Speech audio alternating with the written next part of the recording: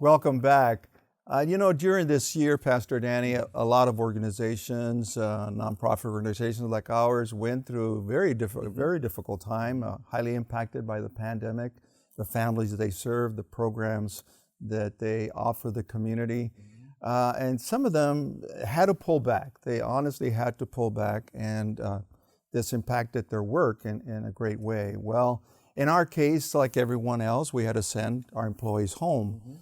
But when they went home, I said, you still can do so much from home. That's right. We all have a cell phone. And so I asked them all to start calling those families that they served on a regular basis. And some incredible things happened during that time. We decided that, we didn't just want to call the families, but we wanted to stand with those families and help them in different ways. So, great. We gave birth to the Family Assistance Program, and we'll talk more about it in a second. But I wanted to have Pastor Danny just share some of the highlights of the year and some of the things that happened through our various programs. Pastor Danny. Yeah, I think we had that incredible call come from our leader that says, we're not giving up. We're not giving, and we're not making any accusation against any other organization. Very difficult times. But it caused us to have a moment of maybe some soul searching to say, look, we've been doing things a certain way. How can we continue to do effective work by supporting our community in the different ways, maybe in a different methodology, taking advantage of the tools that we have. So wrote some things down that I'd like to share with you and share with the audience that are watching today. Notice this, and now you know what this means. All our programs, which were in person, switched over to virtual programs. Now, that sounds easy now. Think back in that March when basically the world was shut down. The phrase "go virtual," wow, to many didn't make a lot of sense. What do you mean? We're used to meeting in person. We need that interaction.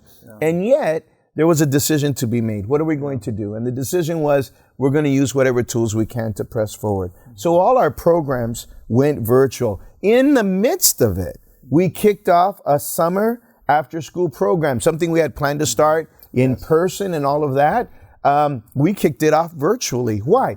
Because the children of our community were, Pastor Lee, can I use the word stranded at home for lack of, they were, adults included. We were all stranded, and they needed to have the impact that a summer program that we had designed specifically for them to happen in a new manner. So even through the pandemic, we kicked off our after-school program, which is now functioning to this day in person. Yay, we're excited about and looking towards it growing. Also, we graduated 45 students from our Banking on Our Youth program. Wow. Now, that's been in existence about 6 years. Is that correct? That's correct. So about 6 years, 5 of those years were all in person. That's the only way we knew how to do it. And yet, by switching virtual, we still graduated the maximum amount of 45 students. Notice, each student received a laptop. They received a $350 stipend when they completed the program, and we gave over $17,000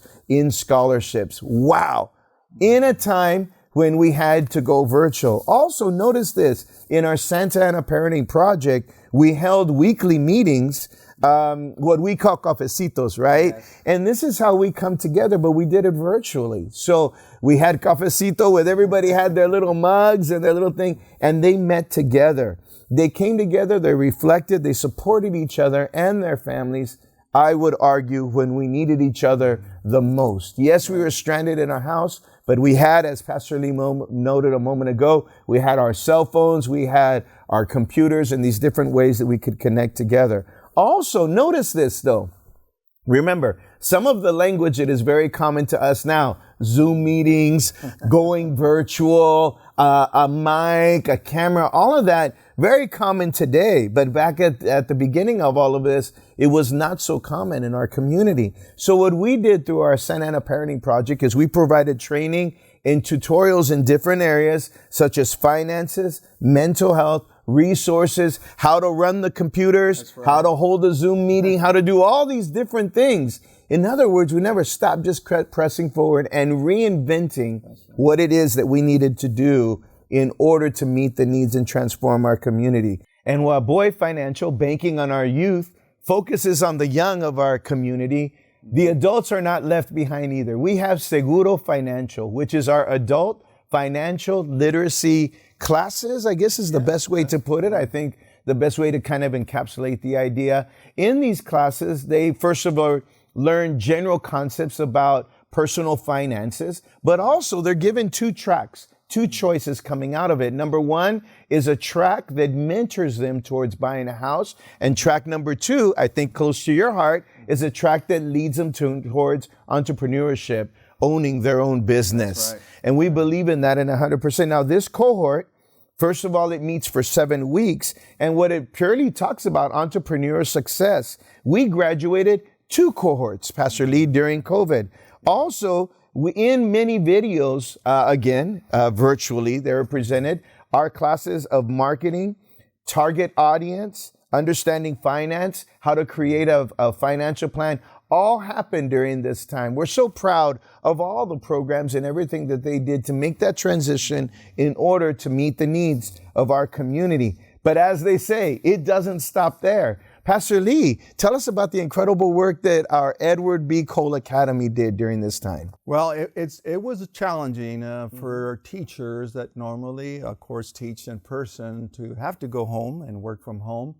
And of course, it was incredibly challenging for our children, our youth, but they were, the attendance was incredible. We had an incredible number of students that were listening in. Just to see their cute little faces on the screen, up to 30 kids on a Zoom call. So for the children, it was a learning experience, a tremendous learning experience, and quite challenging for everybody involved. But during that time, a lot of our families that we serve in the particular community where our school is found, they don't have internet, they don't have computers, so we had to provide hundreds of Chromebooks. We had to provide hotspots.